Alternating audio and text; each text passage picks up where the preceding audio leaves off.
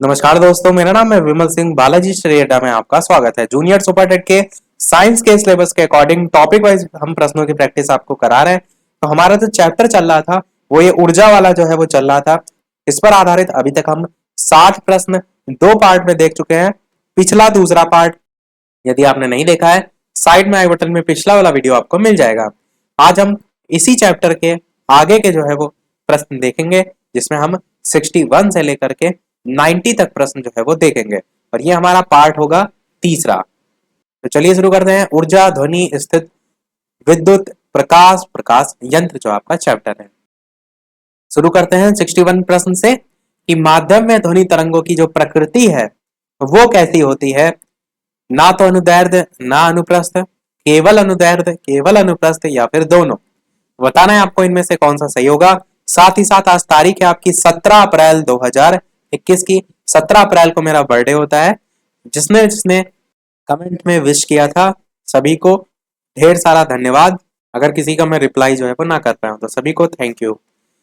Answer की बात करते हैं, ऑप्शन एबीसीडी में से कौन सा सही होगा। तो आपका बी वाला ऑप्शन केवल अनुदैर्ध्य जो है वो सही होगा। माध्यम में जो ध्वनि तरंगे होती है उनकी प्रकृति कैसी होती है, तो केवल और केवल अनुदैर्ध्य जो है वो होती है।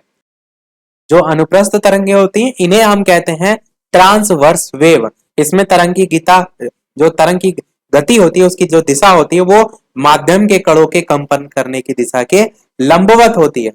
अनुदैर्ध्य जो है ये हम कहते हैं लॉन्गिट्यूडनल वेव। इसमें तरंग की गति की जो दिशा होती है वो माध्यम के कणों के कंपन करने की दिशा के समांतर होती है। तो अनुदैर्ध्य में समांतर, अनुप्रस्थ में लंबवत।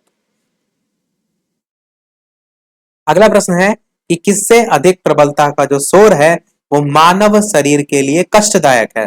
10 डेसिबल, 30, 60 या 80। और जो हमारा चैप्टर चल रहा है ना, इसमें हम इस ध्वनि चैप्टर को देखना स्टार्ट हमने कर दिया था, इसलिए अब आपको जो प्रश्न है वो सब ध्वनि पर आधारित ही जो है वो मिलेंगे। तो 62 प्रश्न था, बताइए किससे अधिक की जो ध्वनि है वो मानव शरीर के लिए कष्टदायक है। आंसर की बात करते हैं ऑप्शन एबीसीडी में, तो आपका 80 डेसिबल जो है वो बिल्कुल सही हो जाएगा। अगर इससे अधिक की प्रबलता की का शोर है तो मानव शरीर के लिए कष्टदायक है। सामान्य आप देखिए तो 60 डेसिबल ही आपको देखने को मिल जाता है। सामान्य मतलब सामान्य ध्वनि जो मानव के कान जो है वो सुन सकते हैं। 80 डेसिबल से जब ऊपर पहुंच जाती है तो वो शोर आ जाता है, जो कि असहनीय ध्वनि में आ जाएगी। 63 प्रश्न है, अल्ट्रासाउंड की जो आवृत्ति होती है वो कितनी होती है। 20 हर्ट्ज जो है उससे कम, या फिर 20 हर्ट्ज तथा 20,000 जो हर्ट्ज है। और इसी प्रकार आगे भी यहाँ पर ग्रेटर स्मॉलर देन करके दे रखे हैं। अल्ट्रासाउंड हम कहते हैं पराश्रव्य को, पराश्रव्य को कहते हैं। आपको बताना है इन चार ऑप्शन में कौन सा जो है वो सही होगा। आंसर की बात करते हैं ऑप्शन एबीसीडी में से, तो आपका डी वाला ऑप्शन यहाँ पर सही हो जाएगा। 20,000 जो हर्ट्ज है इससे अधिक आवृत्ति वाली जो ध्वनि होती है ना उसे हम कहते हैं पराश्रव्य जो है वो कहते हैं। पराश्रव्य शब्द उन सब जो ध्वनि तरंग है उनके लिए यूज में लाया जाता है जिसकी आवृत्ति इतनी ज्यादा होती है कि वो मनुष्य के कान नहीं सुन सकते, उनको सुनाई नहीं देती है। अगर बात करें मानव जो है उसका सिंपल या साधारणता श्रवण शक्ति का परास कितना होता है, तो 20 से लेकर के 20,000 हर्ट्ज या 20,000 कंपन प्रति सेकंड आप कहिए तो ज्यादा सही होगा। इतना तक जो है आपका जो साधारणता मानव श्रवण शक्ति है उसका परास जो है वो होता है। अगला प्रश्न है, अधोलिखित में से कौन सा विद्युत चुंबकीय तरंग का उदाहरण जो है वो नहीं है, आपको बताना है। पराबैंगनी किरणें, रेडियो तरंगे, एक्स किरणें, या फिर वायु में ध्वनि तरंगे। बताना है आपको इनमें से कौन सा सही होगा। आंसर की बात करते हैं ऑप्शन एबीसीडी में, तो आपका वायु में ध्वनि तरंगे जो है वो बिल्कुल सही हो जाएगा। तो कौन सा विद्युत चुंबकीय तरंगों का उदाहरण नहीं है, इनमें वायु में जो ध्वनि तरंगे हैं ये इसका उदाहरण नहीं है। अगला देखते हैं 65 नंबर प्रश्न कि निम्न में से ध्वनि का कौन सा अभिलाक्षणिक कंपनों के आयाम पर निर्भर करता है। चाल, तारत्व, प्रबलता, या फिर गुणता। बताना है आपको इन चार ऑप्शन में से कौन सा जो है वो सही होगा। प्रश्न है आपका, निम्न में से ध्वनि का कौन सा अभिलाक्षणिक कंपनों के आयाम पर निर्भर करता है। बताइए चाल, तारत्व, प्रबलता, गुणता में से कौन सा जो है वो सही होगा। आंसर की बात करते हैं इन चारों ऑप्शन में से कौन सा सही होगा, तो आपका सी वाला ऑप्शन प्रबलता जो है वो सही हो जाएगा। आप क्या कहेंगे, जो प्रबलता होती है ना वो आपका अभिलाक्षणिक कंपनों के आयाम पर डिपेंड करती है जब ध्वनि की प्रबलता की जो है वो बात की जाती है। सी वाला आपका ऑप्शन सही हो जाएगा। अगला प्रश्न कह रहा है कि सितार बजने से पूर्व कोई सितार वादक सदैव ही सितार की जो डोरी होता है उसके तनाव को समायोजित करता है, उसे उचित प्रकार से झंकृत करने का भी प्रयास करता है। ऐसा करके सितार वादक क्या समायोजित करता है? ध्वनि की तीव्रता को, सितार की जो डोरी है उसका तारत्व को, सितार की डोरी द्वारा ध्वनि की प्रबलता को, या फिर कंपनी का आयाम, कंपन का जो है वो आयाम। तो चार ऑप्शन में रखे हैं, बताना है आपको क्या जो है इसमें से रीजन जो है वो होगा। आंसर की बात करते हैं ऑप्शन एबीसीडी में से, तो जो सितार वादक होता है वो सितार की डोरी का तारत्व तो जो है इसको समायोजित जो है वो करता है। ये आपका ऑप्शन जो है वो बिल्कुल सही हो जाएगा। तो तारत्व क्या होता है? तारत्व होता है आपका पिच। जो आवाज हमारी मोटी पतली होती है ना वो इसी पिच के कारण ही जो है आप इसे डिफाइन करते हैं। और किस प्रकार से डिपेंड होता है? तो अधिक जब तारत्व होता है आपका, तो अधिक तारत्व होने से जो आवृत्ति होती है वो बढ़ती है आपकी। आवृत्ति क्या होती है? ये बढ़ती है। और जब आवृत्ति बढ़ती है तो जो आपका तारत्व होता है ना वो भी जो है वो तीखा होता जाता है। महिलाओं की आवाज देखते हैं ना तीखी और पतली होती है, तो वो यही रीजन आपका इस ध्वनि से जब संबंध जोड़ा जाता है तो आप बता सकते हैं। अगला देखते हैं, निम्नलिखित में से कौन सा कथन जो है वो गलत है? थोड़ा सा जूम आउट करते हैं ताकि चारों ऑप्शन आपको दिखाई दे। बताइए कि इनमें से कौन सा जो कथन है वो आपका गलत है। तो गलत जो है आपको इसमें छांटना है। पहला कथन ये कह रहा है कि चिड़िया जो है वो उच्च तारत्व की ध्वनि उत्पन्न करती है जबकि शेर निम्न तारत्व पर दहाड़ता है। अभी मैंने ऊपर उच्च और निम्न दोनों चीजें बता दी, अब आपको छांटना है। बी ऑप्शन कह रहा है कि एक ढोल जो होता है वो निम्न आवृत्ति पर कंपित होता है इसलिए वो निम्न तारत्व की ध्वनि उत्पन्न करता है। सी कह रहा है कि एक सीटी की जो उच्च आवृत्ति है इसलिए वो उच्च तारत्व की ध्वनि उत्पन्न करता है। और डी कह रहा है सामान्यतः पुरुष की आवाज महिला की तुलना में तीक्ष्ण होती है। आपको ये बताना है कि इन चारों में से गलत जो है वो कौन सा कथन है। आंसर की बात करते हैं। अभी मैंने आपको बताया कि पुरुषों की आवाज जो है वो महिलाओं की तुलना में तीक्ष्ण नहीं होती है, महिलाओं की आवाज तीक्ष्ण होती है।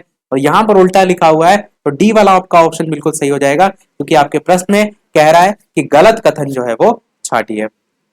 अगला देखते हैं, प्रश्न आपका अगला 68 है कि यदि एक सरल लोलक की आवृत्ति 2 हर्ट्ज जो है वो आपको दे रखी है तो ये 16 सेकंड में कितने दोलन जो है वो पूरा करेगा। तो चार ऑप्शन दे रखे हैं, बताना है आपको कौन सा सही होगा। साथ ही साथ वीडियो पसंद आए तो वीडियो को लाइक भी करते रहिएगा ताकि इसी प्रकार अच्छे अच्छे प्रश्न हम आपको प्रैक्टिस जो है वो कराते रहें। तो बताइए, एक सरल लोलक की आवृत्ति यदि 2 हर्ट्ज है तो 16 सेकंड में कितने दोलन पूरा करेगा। इसके लिए एक आपको सूत्र पता होना चाहिए और वो सूत्र होता है दोलनों की संख्या का। दोलन पूछा गया है ना, दोलन कितने पूरा करेगा, तो एक फॉर्मूला रट लीजिए। तो दोलन की संख्या बराबर आवृत्ति गुणे समय। क्या? दोलन की संख्या बराबर आवृत्ति गुणे समय। आवृत्ति प्रश्न में दे रखा है कि आवृत्ति 2 हर्ट्ज है, तो आवृत्ति की जगह आवृत्ति 2 रख दीजिए। समय जो है 16 सेकंड दे रखा है तो समय की जगह 16 रख दीजिए। तो आपका 16 गुना 32 हो जाएगा। आंसर सी वाला ऑप्शन हो जाएगा। बहुत ही आसान प्रश्न होते हैं, न्यूमेरिकल आपको बस फॉर्मूला पता होना चाहिए। अगला देखते हैं 69 प्रश्न, कि किसी गैस में ध्वनि की चाल V है और गैस के परम ताप T में जो है वो संबंध जो है आपको बताना है। चार ऑप्शन दे रखे हैं, बताइए इनमें से कौन सा जो है वो सही होगा। रिलेशन पूछा गया है किसी गैस में ध्वनि की चाल V और गैस के परम ताप T में। आंसर की बात करते हैं तो आपका बी वाला ऑप्शन सही हो जाएगा कि V जो है आपका समानुपाती हो जाएगा अंडर रूट टी के। जब चीजें बटे में लिखी होती है तो वो व्युत क्रमानुपाती होती है, जब वो सामने लिखी होती है तो वो समानुपाती हो जाती है। तो बी वाला आपका ऑप्शन जो है वो बिल्कुल सही हो जाएगा। अगला देखते हैं, चिकित्सा के क्षेत्र में समस्याओं के अनुसंधान के लिए उपयोग किए जाने वाले पराश्रव्य ध्वनि उपकरणों के कार्य करने की आवृत्ति जो है वो कितनी होती है। ऊपर अभी एक प्रश्न आया तो मैंने आपको बताया भी था, पराश्रव्य ध्वनि उपकरण यहाँ भी पूछा गया, बस प्रश्न के पूछने का तरीका जो है वो बदल दिया गया। बाकी आंसर तो बदलेगा नहीं। कौन सा सही होगा, उत्तर की बात करते हैं। यहाँ भी आपका 20,000 हर्ट्ज से ऊपर जो है वो बिल्कुल सही हो जाएगा। अगला प्रश्न है आपका, निम्न में से कौन सा एक विद्युत चुंबकीय तरंग का उदाहरण नहीं है। पराबैंगनी किरणें, रेडियो तरंगे, एक्स किरणें या वायु में ध्वनि तरंगे। बताना है आपको विद्युत चुम्बकीय तरंगों का उदाहरण इनमें से कौन सा नहीं है। आंसर की बात करते हैं ऑप्शन एबीसीडी में से, तो आप क्या कहेंगे? आप कहेंगे कि वायु में जो ध्वनि तरंगे होती है ना, ये विद्युत चुम्बकीय तरंगों में नहीं आती हैं। पराबैंगनी किरणें भी विद्युत चुम्बकीय में आती हैं, रेडियो तरंगे तो आती ही है, एक्स किरणें भी आती हैं, पर वायु में ध्वनि तरंगे नहीं आती हैं, इसीलिए डी वाला आपका ऑप्शन सही हो जाएगा। अगला प्रश्न कह रहा है निम्न में से कौन सा प्रभाव ध्वनि तरंगों में नहीं पाया जाता है? बताइए, बहुत अच्छा प्रश्न है। ध्रुवण, परावर्तन, व्यतिकरण या विवर्तन? तो आंसर की बात करते हैं, कौन सा सही होगा? कौन ध्वनि तरंगों से संबंधित नहीं है? तो ध्रुवण आपका सही हो जाएगा। ध्रुवण को इंग्लिश में कहते हैं पोलराइजेशन, जो कि आपकी घटना प्रकाश से संबंधित होती है। और प्रश्न में क्या पूछा गया है? ध्वनि तरंगों से कौन संबंधित नहीं है? तो आपका ए वाला ऑप्शन जो है वो सही हो जाएगा। 73 प्रश्न कह रहा है कि ध्वनि का तारत्व जो है वो निर्भर करता है, आवृत्ति पर निर्भर करता है, तरंग दैर्ध्य पर, वेग पर, तीव्रता पर। बताइए, ध्वनि का जो तारत्व होता है वो किस पर डिपेंड करता है? ऑप्शन एबीसीडी में से कौन सा सही होगा? ऊपर अभी प्रश्न आया था, वहां पर मैंने बताया था आवृत्ति पर डिपेंड करता है। ए वाला आपका ऑप्शन जो है वो बिल्कुल सही हो जाएगा। 74 प्रश्न कह रहा है कि पराध्वनिक विमान जो है वो उड़ते हैं, ध्वनि की चाल से उड़ते हैं, प्रकाश की चाल से उड़ते हैं, ध्वनि की चाल से अधिक तेज उड़ते हैं, या फिर ध्वनि की चाल से कम। पराध्वनिक विमान के बारे में यहाँ पर पूछा गया है। बताइए इनमें से कौन सा सही होगा? आंसर की बात करते हैं तो आपका बिल्कुल ध्वनि की चाल से अधिक आपका बिल्कुल सही हो जाएगा। सोच लीजिए कितनी ज्यादा स्पीड जो है इसमें होती है। अगला प्रश्न है कि पराध्वनिक जो गति है उसका मापांकन जो है वो किस इकाई से होता है? मैक से, नॉट से, रिक्टर से या हर्ट्ज से? पराध्वनिक गति का मापांकन किस इकाई से होता है? आंसर की बात करते हैं, ऑप्शन एबीसीडी में से कौन सा सही होगा? तो मैक आपका जो है वो सही हो जाएगा। पराध्वनिक गति का मापांकन मैक से होता है। अगला प्रश्न देखते हैं 76 कि समान प्रावस्था में कंपायमान माध्यम के किन्हीं दो सबसे निकटतम सुरंगों या गर्तों के बीच की जो दूरी होती है उसे हम किस नाम से जानते हैं? तरंग दैर्ध्य के नाम से, आवृत्ति के नाम से, वेग के नाम से या फिर आयाम के नाम से? बताइए इनमें से कौन सा जो है वो सही होगा? आंसर की बात करते हैं आपका ऑप्शन एबीसीडी में से, तो आपका पहला ही ऑप्शन यानी कि तरंग दैर्ध्य जो है वो बिल्कुल सही हो जाएगा। इन्हीं दो सबसे निकटतम सुरंगों या गर्तों के बीच की दूरी को तरंग दैर्ध्य जो है वो कहते हैं। अगला प्रश्न देखते हैं 77 दो व्यक्तियों के वार्तालाप में आवाज का जो डेसिबल स्तर होता है वो जो है वो होगा 10 डेसिबल, 20 डेसिबल, 30 डेसिबल या 5 डेसिबल? बताइए इनमें से कौन सा जो है वो सही होगा? आंसर की बात करते हैं तो आप क्या कहेंगे कि लगभग लगभग आप इसे जो है वो 30 डेसिबल जो है वो कह सकते हैं। सी वाला आपका ऑप्शन सही हो जाएगा। अगला देखते हैं, आवृत्ति मापने की इकाई का नाम जो है वो क्या है? फैरेड है, पॉइज है, हर्ट्ज है या अर्ग है? चार ऑप्शन है, बताना है आपको इनमें से कौन सा जो है वो सही होगा। आंसर की बात करते हैं ऑप्शन एबीसीडी में से, तो आप क्या कहेंगे? आवृत्ति जो मापने की इकाई होती है उसे हम हर्ट्ज कहते हैं। सी वाला आपका ऑप्शन जो है वो बिल्कुल सही हो जाएगा। 79 प्रश्न देखते हैं कि वायु में स्रोत और जो परावर्तक है उसके बीच लगभग न्यूनतम दूरी कितनी होनी चाहिए ताकि प्रतिध्वनि को जो है वो सुना जा सके? बताइए, चार ऑप्शन मीटर में जो है यहाँ पर दूरी दे रखी है, कौन सा जो है वो सही होगा? आंसर की बात करते हैं ऑप्शन एबीसीडी में से, तो कौन सा सही होगा? अच्छा, सबसे पहले इस चीज को मैं बता देता हूँ, ये प्रतिध्वनि वर्ड क्या होता है। जैसे कि आप यहाँ पर खड़े हुए हैं मान लीजिए, और कोई ध्वनि जो है वहां किसी स्रोत से उत्पन्न हो रही, बाई चांस यहाँ से ध्वनि जो है वो आ रही है, ठीक है। अब ध्वनि बाई चांस यहाँ से उत्पन्न होती है इस मनुष्य से के पास से, और ये जाती है यहाँ जहां से स्रोत दूसरा सामने है वहां से टकराती है और वापस लौटती है।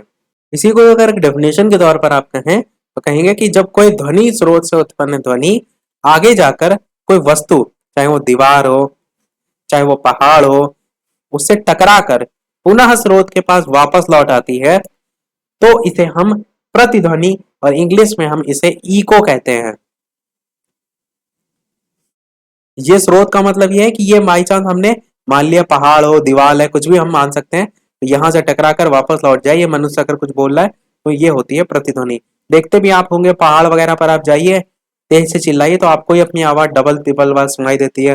कुएं में आप देखते हैं सेम चीज, प्रतिध्वनि आपको एक उदाहरण के तौर पर देखने को मिलता है। तो वही लिखा है कि प्रतिध्वनि सुनने के लिए श्रोता यानी कुछ सुनने वाला, और परावर्तक यानी कि जहां से वो ध्वनि टकराकर वापस लौट रही है, इसके बीच की जो दूरी होती है, डिस्टेंस होती है, वो कितनी होनी चाहिए? तो 17.2 मीटर जो है वो होनी चाहिए। और आंसर देखिए इन चार ऑप्शन में कौन सा सही होगा, तो डी वाला आपका ऑप्शन जो है वो सही हो जाएगा, यानी कि 17.2 मीटर जो है वो आपका हो जाएगा। अगला देखते हैं कि महिलाओं की जो तीखी आवाज होती है वो डैश के कारण होती है। नीची आवृत्ति के कारण, उच्च आवृत्ति के कारण, तीखी जो है वो स्वर के कारण, या फिर मजबूत जो है वो कंठ छद के कारण। तो ऊपर अभी इस पर बेस्ड प्रश्न आए थे, तो वहां मैंने आपको बताया भी था। सही इनमें से कौन सा सही होगा? आंसर की बात करते हैं ऑप्शन एबीसीडी में, तो आप क्या कहेंगे? उच्च आवृत्ति जो है वो सही हो जाएगा, कि महिलाओं की जो तीखी आवाज होती है वो उच्च आवृत्ति के कारण होती है। अगला देखते हैं कि जब सितार और बांसुरी जो है उस पर एक ही स्वर बजाया जाए तो उनसे उत्पन्न जो ध्वनि का भेद है वो, नीचे ऑप्शन भी आपको दिखा दिए ताकि एक साथ दिखाई दे। प्रश्न आपका है, जब सितार और बांसुरी पर एक ही स्वर बजाया जाए तो उनसे उत्पन्न ध्वनि का भेद निम्नलिखित में अंतर का कारण किया जा सकता है? तारत्व प्रबलता और ध्वनि गुणता, तारत्व और प्रबलता, केवल ध्वनि गुणता, केवल प्रबलता। बताइए इनमें से कौन सा जो है वो सही होगा? आंसर की बात करते हैं, ऑप्शन एबीसीडी में से कौन सा सही होगा, तो आप कहेंगे केवल और केवल जो ध्वनि गुणता है उसके आधार पर आप जो है वो अंतर दोनों में जो है वो कर सकते हैं। क्योंकि प्रश्न में यहाँ पर एक पॉइंट लिखा है कि एक ही स्वर बजाया जा रहा है, तो उस आधार पर जो तारत्व होगा वो इसका आधार नहीं बनेगा। तो केवल ध्वनि गुणता जो है उसमें अंतर का कारण जो है वो कर सकते हैं। अगला प्रश्न है कि ध्वनि का जो वेग होता है वो महत्तम किस में होता है? निर्वात में, धातु में, द्रव में, या वायु में? ध्वनि का वेग महत्तम किस में होता है? आंसर की बात करते हैं ऑप्शन एबीसीडी में से, तो आपका मेटल या धातु जो है वो सही हो जाएगा। ध्वनि का वेग महत्तम होता है, काफी बार प्रश्न मैंने आपको कराया भी है। 83 प्रश्न कह रहा है, अनुदैर्ध्य तरंगों में कण संचरण की दिशा में कंपन जो है वो करते हैं, लंबवत, प्लानर, अर्धवृत्ताकार, या समानांतर। कौन सा सही होगा बताइए। आंसर की बात करते हैं ऑप्शन एबीसीडी में से, तो आपका समानांतर जो है वो बिल्कुल सही हो जाएगा। अनुदैर्ध्य तरंगों में कण संचरण की दिशा में समानांतर जो है वो कंपन करते हैं। डी वाला आपका ऑप्शन जो है वो सही हो जाएगा। 84 प्रश्न कह रहा है आपका कि निम्न में से किन तरंगों में संपीड़न और विरलन प्रतिक्रिया शामिल है? अनुदैर्ध्य तरंगों में, प्रकाश तरंगों में, विद्युत चुम्बकीय तरंगों में, या अनुप्रस्थ तरंगों में? इन तरंगों में संपीड़न और विरलन जो है प्रतिक्रिया है वो जो है वो शामिल है। चार ऑप्शन में से कौन सा सही होगा? आंसर की बात करते हैं, तो आप क्या कहेंगे? अनुदैर्ध्य तरंगों में जो है ये दोनों जो है वो शामिल होते हैं। ए वाला आपका ऑप्शन जो है वो सही हो जाएगा, संपीड़न और विरलन प्रतिक्रिया। अगला प्रश्न है आपका 85 प्रश्न कह रहा है, निम्नलिखित में से कौन सा जो कथन है वो ध्वनि तरंगों और प्रकाश तरंगों के बारे में सही है? दो की बात की गई है, ध्वनि तरंगों की बात की गई है, प्रकाश तरंगों की बात की गई है, और दोनों के बारे में सही जो है वो पूछा गया है। चार ऑप्शन दे रखे हैं, बताइए इनमें से कौन सा सही होगा।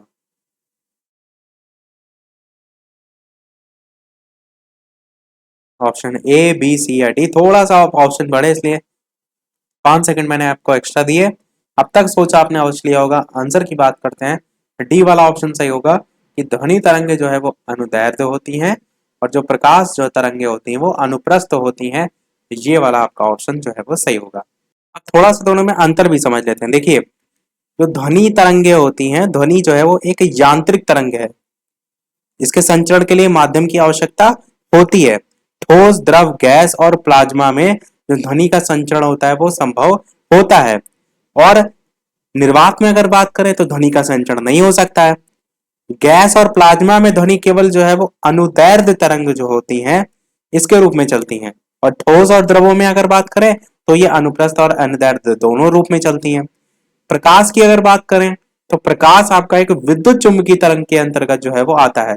ये आपका यांत्रिक तरंग था, ये विद्युत चुंबकीय तरंग के रूप में जो है वो आता है। और ये एक सरल रेखा में गति जो है प्रकाश आपका करता है। प्रकाश तरंग जो है आपकी एक अनुप्रस्थ तरंग होती है, जो कि हम प्रश्न में ही ऑप्शन में ही था। इसके संचरण के लिए माध्यम की आवश्यकता नहीं होती है। इसमें माध्यम होता था ध्वनि में, इसमें नहीं होता है। निर्वात में इसीलिए प्रकाश गति करता है और निर्वात में प्रकाश की चाल भी होती है 3 × 10⁸ मीटर प्रति सेकंड। तो ये दोनों में डिफरेंस आपका हो जाएगा। अलग अलग तरीके से प्रश्न यहाँ से पूछे जा सकते हैं। 86 प्रश्न है आपका कि डैश एक मात्रा है जो एक तरंग की प्रकृति का वर्णन जो है वो नहीं करती है। और ऑप्शन दे रखे हैं, बताना है आपको। ऊंचाई, तरंग दैर्घ्य, तरंग गति, आवृत्ति। इनमें से कौन सा जो है ऑप्शन होगा कि वो एक मात्रा है जो तरंग की प्रकृति का वर्णन नहीं करती। आंसर की बात करते हैं ऑप्शन एबीसीडी में से। पहला ही ऑप्शन आपका ऊंचाई जो है वो सही हो जाएगा। ऊंचाई एक मात्रा है जो तरंग की प्रकृति जो है उसका वर्णन नहीं करती।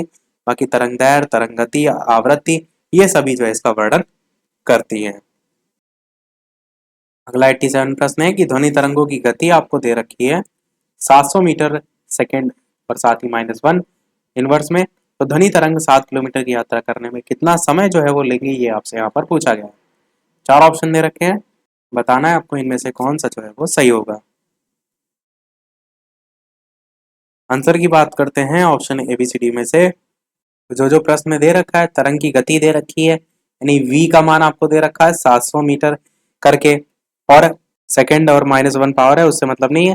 ध्वनि तरंग जो है वो 7 किलोमीटर की यात्रा करने में लिखा है, तो ये तय की गई जो है वो दूरी कितनी हो जाएगी, वो हो जाएगी 7 किलोमीटर। आप जानते हैं कितना समय लगेगा, तो समय बराबर आपका वही चाल बराबर दूरी बटे समय सूत्र होता है। तो समय बराबर निकालेंगे तो दूरी बटे चाल हो जाएगा। दूरी आपको प्रश्न में दे रखी है 7 किलोमीटर, तो दूरी की जगह दूरी रख दीजिए। चाल आपको दे रखी है ऑलरेडी। एक चीज बस ध्यान देने वाला है क्या, कि जो ये आपकी ये दूरी दे रखी है ये किलोमीटर में दे रखी है और ऊपर वाला मान मीटर में दे रखा है। तो ये 7 किलोमीटर को भी आप मीटर में चेंज कर लीजिए, यानी ये 7000 जो है आपका हो जाएगा। और नीचे जो बटे में यहाँ इसका मान रखेंगे ये 700 रखेंगे, क्योंकि दूरी बटे चाल है ना, समय बराबर। तो दूरी आपकी ये हो जाएगी 7 किलोमीटर यानी कि 7000 मीटर, और चाल है 700 मीटर ऑलरेडी, तो बटे 700। इस जीरो से ये जीरो काटेंगे, इस जीरो से ये 7 से काटेंगे तो 10 आपका आएगा। 10 सेकंड आपका ए वाला आंसर जो है वो हो जाएगा, ए वाला। आसान से प्रश्न है। अगला देखते हैं 88 प्रश्न। रेडियो द्वारा उत्पादित ध्वनि जो है डैश से बढ़ती है, बताइए। आयाम बढ़ने से, तरंग दैर्घ्य बढ़ने से, आवृत्ति बढ़ने से, या फिर पिच बढ़ने से। रेडियो द्वारा उत्पादित जो ध्वनि होती है वो किससे जो है वो बढ़ती है। आंसर की बात करते हैं तो आपका आयाम बढ़ने से जो है बढ़ती है, ए वाला आपका ऑप्शन सही हो जाएगा। 89 प्रश्न कह रहा है तरंग, चाल, आयाम, तरंग दैर्घ्य और आवृत्ति सभी को कहा जाता है तरंग के रासायनिक गुण, उनकी विशेषताएं, घटक या फिर कार्य। बताइए इनमें से कौन सा जो है वो सही होगा। आंसर की बात करते हैं तो आपका तरंग की विशेषताएं जो है ये कहा जाता है, बी वाला आपका ऑप्शन सही हो जाएगा। देखते हैं हमारा अगला और इस वीडियो का लास्ट प्रश्न, और इसके बाद वाले प्रश्न में से एक प्रश्न हम आपसे भी पूछेंगे, जैसा कि सभी वीडियो में हम आपसे नए प्रश्न पूछते हैं। लास्ट प्रश्न देखने से पहले वीडियो अभी तक आपने लाइक ना किया हो, सभी लोग वीडियो को लाइक कर दीजिएगा। आपके एक लाइक से मुझे ही मोटिवेशन मिलता रहे ताकि इसी प्रकार अच्छे अच्छे प्रश्न हम प्रैक्टिस कराते रहें। चैनल पर नए हो सब्सक्राइब करके नोटिफिकेशन बेल भी ऑन कर लीजिएगा ताकि सभी नोटिफिकेशन भी मिलते रहे नए वीडियो के। साथ ही साथ टेलीग्राम चैनल से जो ना जुड़े हो, लिंक आपको डिस्क्रिप्शन में मिल जाएगी, सर्च करके भी जुड़ सकते हैं। 90 नंबर प्रश्न आपका है कि यदि एक सुरंग और इसके क्रमागत गर्त के मध्य दूरी आपको L दे रखी है, तो तरंग दैर्ध्य जो है वो कितना होगा ये बताना है। बताइए 4 ऑप्शन में कौन सा सही होगा।